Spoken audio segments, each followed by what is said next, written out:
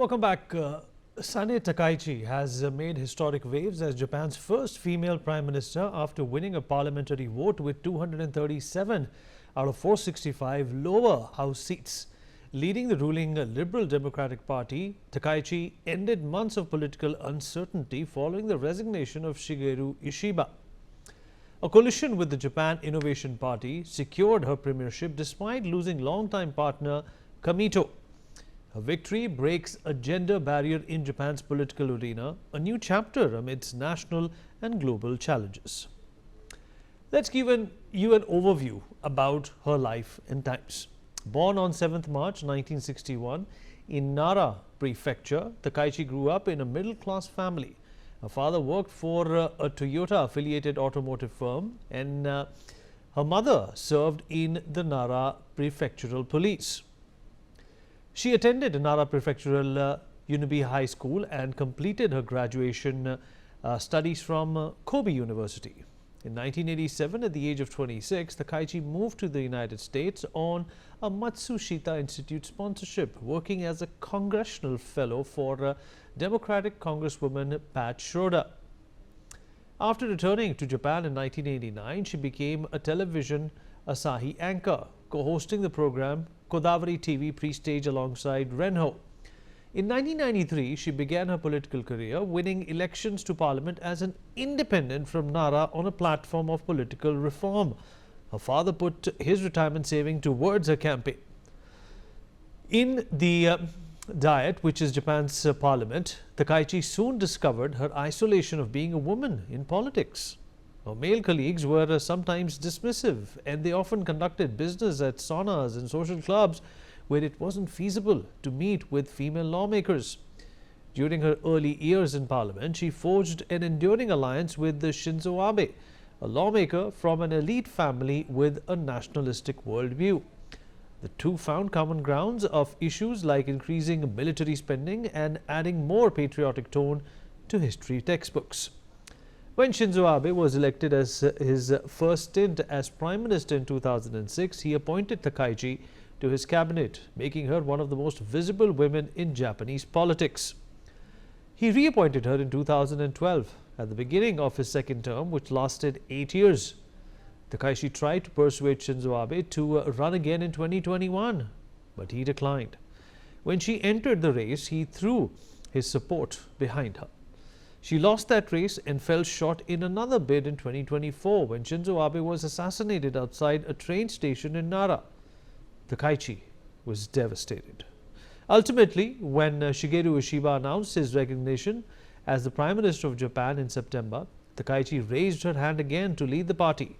She beat 4 men, riding a wave of support amongst rank-and-file party members with a message about turning people's anxieties into hope.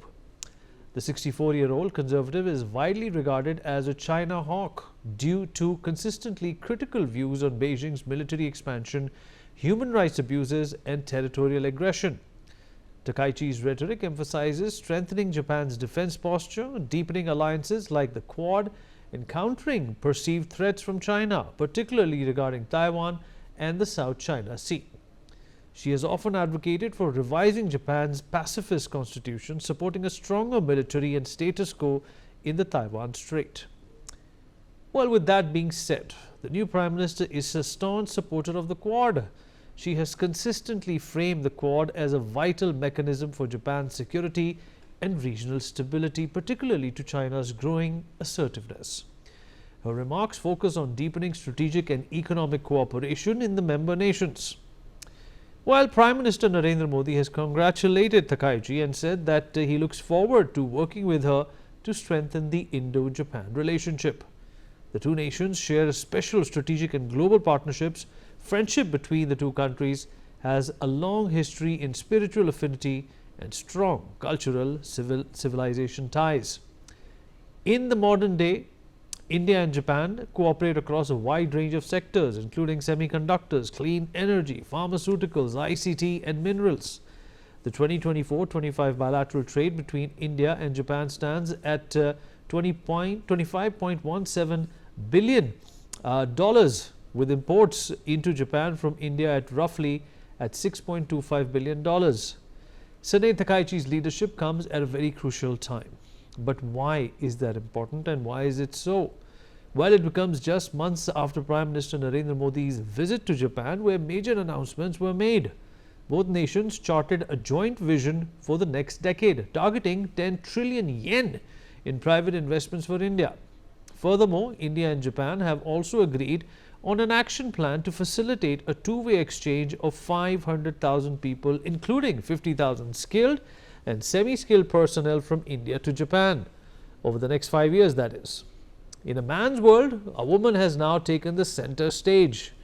What's left to be seen is how she is going to set the tone for her leadership as the first woman Prime Minister of Japan.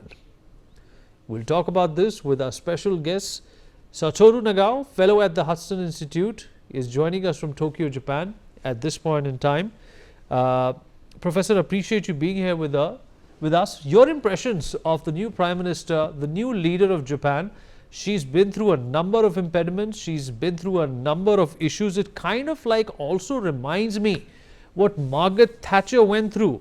There was, an aura of, patriarchy in the British Parliament, which Margaret Thatcher was able to penetrate and overcome as well. Do you think that the new leader of Japan is also in that same league? Simply said, this is a good situation indeed.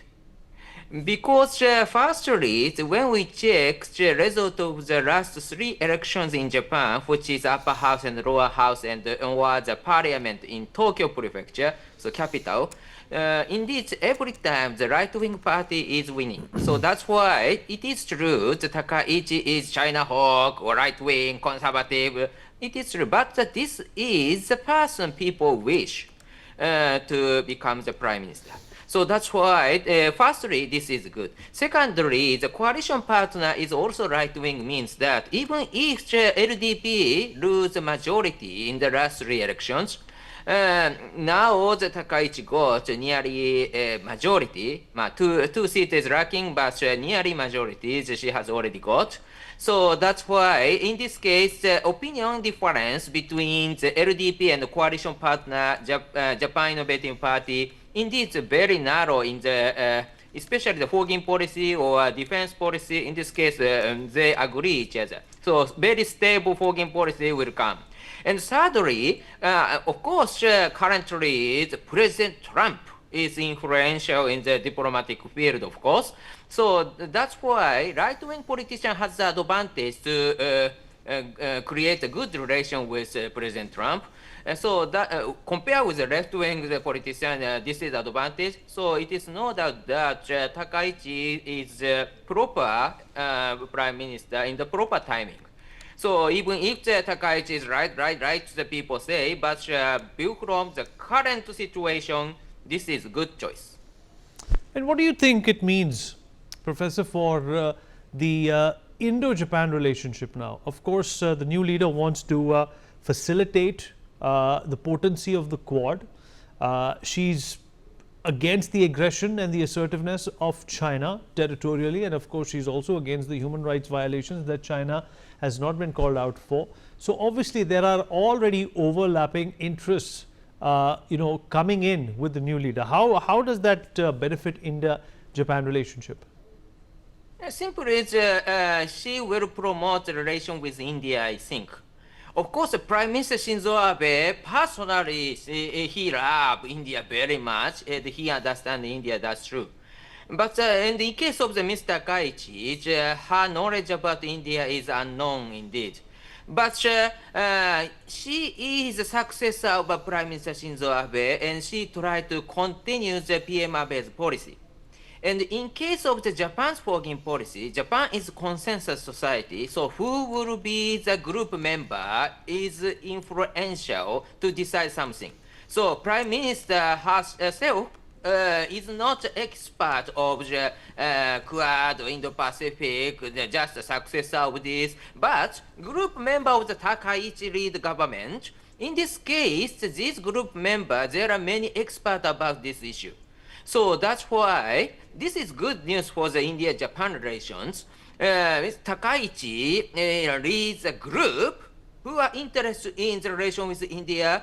And India itself is rising, and so there is no country who can ignore India now. So that's why India-Japan relation will be the one of the promoted relation in the Takaichi, I believe.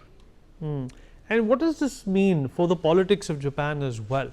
Like I said, there is a heavy hand when it comes to just one sex ruling the roost. Is that going to open more doors, multiple doors, for women to take up politics in Japan? In this case, Ms. Takaichi herself want to increase the number of the lady ministers, but view from the today's result of the list of the ministers, number is only 2 except her. So that's why a little bit disappointed situation it is true. But at the same time, we need to, in this case, we need to check the vice ministers she will appoint soon.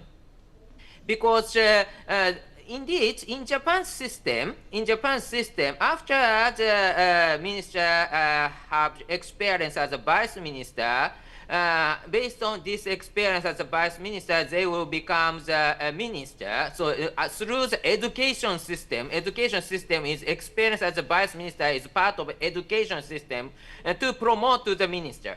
So that's why if Mr. Takaichi tried to include many ladies in the vice ministers, in this, so she is planning to promote them to be the minister later. That is the real intention we can understand. So that's why we need to check the list of the vice minister. It hasn't published yet. All right, Mr. Nagao, appreciate you joining us. Thank you. Thank you very much.